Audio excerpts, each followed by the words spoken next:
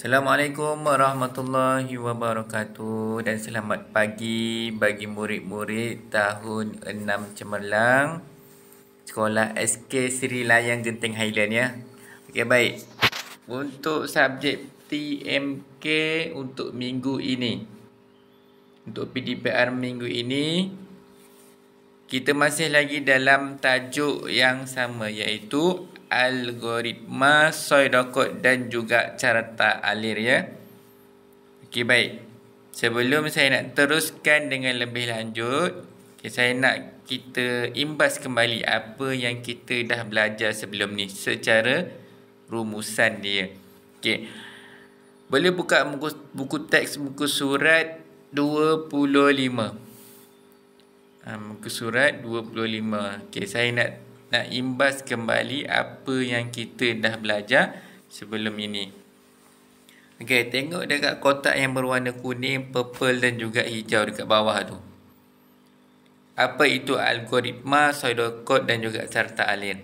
Kotak yang berwarna kuning dekat bawah adalah bentuk algoritma, bentuk-bentuk ayat penyata yang berbentuk macam karangan. Dia belum lagi susun. Itu algoritma. Yang kedua adalah pseudocode. Dia gunakan ayat penyata tersebut untuk membuat satu susunan urutan. Bermula dengan mula dan berakhir dengan tamat. Itu namanya pseudocode. Okey, carta alir. Carta alir, ayat yang sama digunakan di pseudocode, kemudian dibuat dalam bentuk gambar rajah. Bermula dengan mula dia buat bentuk bulat, kemudian bawah yang seterusnya dia buat kotak, anak panah, terus turun ke bawah sehinggalah tamat. Perasan tak, carta alir dengan pseudocode ayat dia sama. Cuma yang membezakan dia kat sini adalah mempunyai bentuk dan juga anak panah. Okey, jelas ya apa itu algoritma, apa itu pseudocode dan juga apa itu carta alir. Okey, baik. Untuk hari ini saya nak ajar awak semua mengenai bagaimana nak memisahkan pseudocode yang kompleks. Pseudocode yang kompleks. Okey, nanti kita tengok ya. Pseudocode tu yang mana? Yang warna purple. Awak tengok yang warna purple. Itu nama pseudocode. Hari ini saya nak ajar macam mana nak memisahkan pseudocode yang kompleks. Kompleks bermaksud dia dah bercampur baur. Ada bermacam-macam jenis dalam satu pseudocode. Okey, nanti kita tengok. Buka muka surat 37.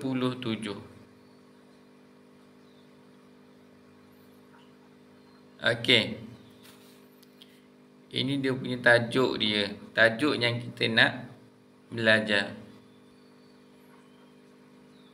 Memisahkan pseudocode.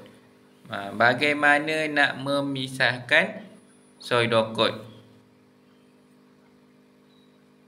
Cara kita nak asingkan pseudocode. Dalam pseudocode kompleks mempunyai dua jenis pseudocode. Nanti saya tunjuk contoh. Yang pertama, pseudocode aliran secara urutan. Ada dua jenis. Okey, yang kedua adalah pseudocode aliran pseudocode pilihan tunggal. Pilihan tunggal. Yang pertama adalah pseudocode aliran secara urutan. Yang kedua adalah pseudocode pilihan tunggal. Okey, nanti saya tunjuk contoh. Okey, macam dekat gambar sini. Ini adalah bentuk pseudocode. Awak boleh jelas tak bentuk pseudocode? Dia ada perkataan mula dan hingga tamat. Ini namanya adalah pseudocode. Okey, saya tunjuk contoh yang lain. Ini contoh bagi pseudocode yang kompleks. Nampak? Dia ada perkataan mula dan berakhir dengan tamat. Daripada nombor 1 sehingga nombor 3. Ini adalah pseudocode. Okay, dalam pseudocode kompleks ni dia ada dua jenis. Dia campur sekali. Iaitu pseudocode aliran secara urutan dan juga pseudocode pilihan tunggal. Dia ada dua jenis dalam satu pseudocode. Dua jenis tu yang macam mana? Okay, kita tengok satu mula hingga tamat akhir, betul? Perasan tak dekat nombor 4, nombor 5 dengan nombor 7, 8 dan juga 10, 11. Dekat nombor 4 dia tulis jika cuaca baik, kemudian dia ada 4.1 dan 4.2, betul? Itu adalah pseudocode pilihan tunggal. Dia ada pilihan.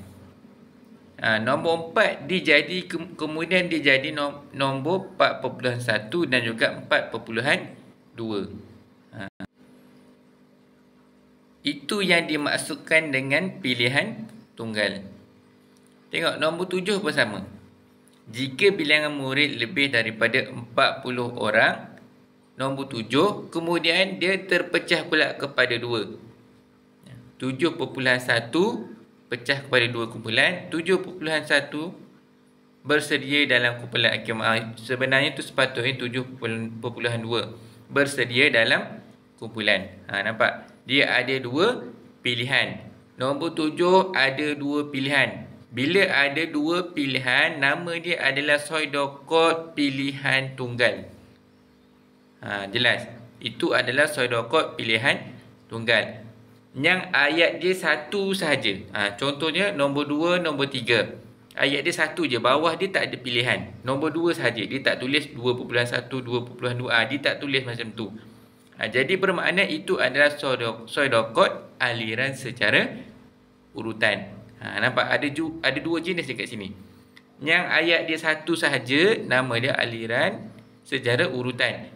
Yang ada pilihan di bawah dia adalah pseudocode pilihan tunggal. Okey, jelas mengenai pseudocode secara urutan dengan pilihan tunggal, ya. Okey, sekarang isu dia dekat sini, saya nak awak cuba pisahkan antara aliran secara urutan dengan pilihan tunggal. Saya nak awak asingkan.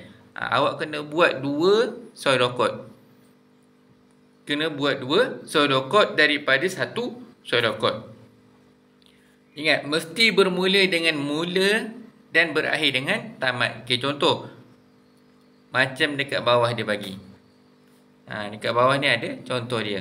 Pseudocode aliran secara urutan. Yang pertama, mula. Nombor 2, berkumpul di sekolah. Dia ambil dekat mana ni? Tengok dekat atas. Dia ambil dekat nombor 2. Okey, nombor 3. Bertolak dengan bas. Tengok nombor 3 dekat atas. Dia ambil yang tu. Bertolak dengan bas. Okey, nombor 4. Melawat ke Muzium Negara. Melawat ke Muzium Negara. Okey, nombor 4. Dia tulis semula yang nombor 4. Tapi dia tak buat pilihan. Ambil satu sahaja. Melawat ke Muzium Negara. Dia tulis satu sahaja. Kat situ ada dua pilihan. Tapi dia tak tulis dua-dua. Dia ambil satu sahaja. Untuk menjadikan dia sebagai pseudocode aliran secara urutan. Okey, yang seterusnya. Nombor 5. Makan tengah hari. Okey, makan tengah hari diambil ke mana? Bahagian nombor 6. Makan tengah hari di Muzium Negara. Okey, contoh. Nombor 6 dia ambil. Nombor 5 tu tak perlu tulis dah. Sebab apa? Sebab yang nombor 4 jika cuaca baik, dia dah pilih satu tempat. Dia dah pilih satu. Jadi bermakna hal yang sebaliknya, iaitu nombor 5 tak perlu tulis. Dia ambil yang nombor 6 terus. Makan tengah hari. Okey. Lepas tu yang seterusnya, nombor 6 yang dekat bawah tu. Bersedia dalam kumpulan. Okey. Dia ambil dekat mana? Dia ambil dekat atas tu. Nombor 8. Jika bilangan murid kurang daripada 40 orang. Okey, dia tak tulis yang tu dah. Dia tulis satu pilihan saja. Bersedia dalam kumpulan. Dia tulis satu pilihan. Kalau dia buat pilihan, dia akan jadi pilihan tunggal. Dia ambil satu, dia tak tulis yang lain. Okey. Dan seterusnya, nombor 7, menonton pertunjukan wayang kulit. Dia ambil dekat mana? Menonton pertunjukan wayang kulit. Dia ambil dekat nombor 10. Dia ambil satu aktiviti saja. Nampak? Menonton pertunjukan wayang kulit. Dia ambil satu. Okey, lepas tu nombor 8 dia ambil dekat atas nombor 12. Balik. Kemudian last sekali dia tulis nombor 9, dekat atas tu nombor 13. Tamat. Habis. Okey. Selesai. Pseudocode aliran secara turutan. Dia buat satu carta, dia buat satu aktiviti tu, satu carta tu start dengan mula hingga tamat. Dia tak ada buat pilihan apa-apa. Memang dia dah tetapkan macam tu lah cara dia. Okey, faham? Okey, untuk yang pilihan tunggal, dia buat pilihan. Salin balik pilihan dia. Kalau ada 2 pilihan, 2 lah. Kalau ada 3 pilihan, 3 lah. Mesti mula dengan perkataan mula dan berakhir dengan tamat. Okey, cara nak buat dia macam mana? Untuk yang pilihan tunggal, tulis mula nombor 1, kemudian nombor 2. Jika cuaca baik, awak tulis 2 pilihan. Melawat ke zoo negara ataupun melawat ke muzium. Kemudian jika cuaca tidak baik, tulis melawat ke muzium negara. Okey, lepas tu yang seterusnya, ambil lagi yang ada pecahan-pecahan tu, tulis semula. Ambil lagi yang pecahan, tulis semula. Ambil lagi yang pecahan, tulis semula. Okey. Itu aliran secara pilihan tunggal. Okey, tak apa. Yang tu nanti kita akan belajar dengan lebih detail. Okey, untuk tugasan kali ni saya nak awak cuba keluarkan pseudocode aliran secara urutan sahaja. Macam contoh yang dah dia bagi. Okey. Saya nak awak salin semula pseudocode kompleks dekat gambar rajah ni. Kemudian saya nak awak buat pseudocode aliran secara urutan. Awak salin balik yang bawah ni dan cuba fahamkan. Okey, baik. Saya rasa itu saja untuk minggu ini. Saya nak awak salin dekat buku tulis. Baik. InsyaAllah nanti kita akan belajar dengan lebih detail.